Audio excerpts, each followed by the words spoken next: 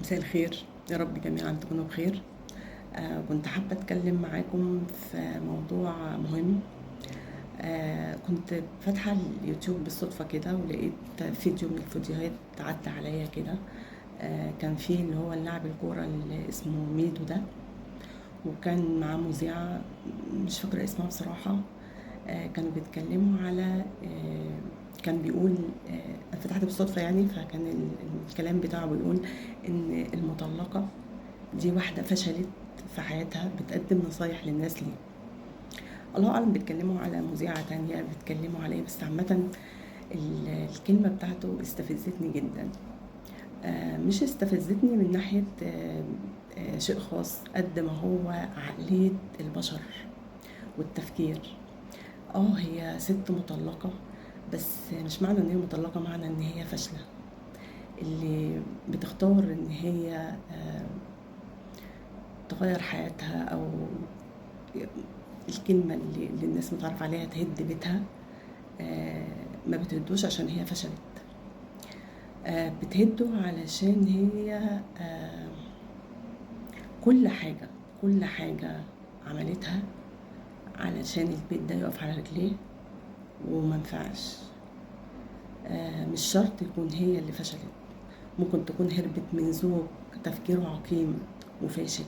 مش شرط ان هي عشان اتطلقت تبقى انسانة فاشلة. اللي اتطلقت دي بتبقى واخدة التجربة.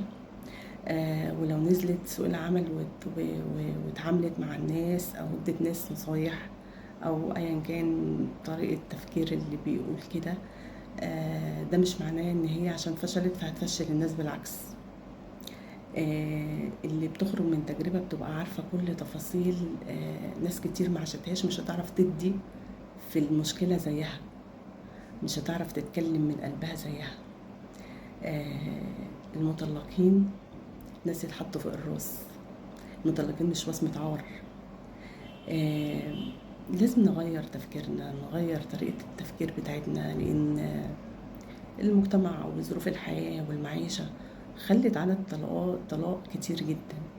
فما تقنعنيش ان كل الناس دي على حد كلامك انها فاشلة فتقعد في بيوتها بقى بفشلها. وارد جدا ان هي خرجت من قصة خلتها تعيد تفكيرها وتنجح على أرض الواقع. لأن اللي بتقدم نصيحة بتقدمها من خبرة، بتقدمها علشان هي عاشت تجربة فتقدر تدي فيها أكتر. الناس اللي نجحت في حياتها مش اللي درسوا ولا اللي اتعلموا بس، اللي درسوا وتعلموا وقادوا التجربة. ياريت نغير مفهومنا وطريقة تفكيرنا لحاجة إيجابية، ونشجع الناس على إنها تكون أفضل. سلام للجميع، باي باي.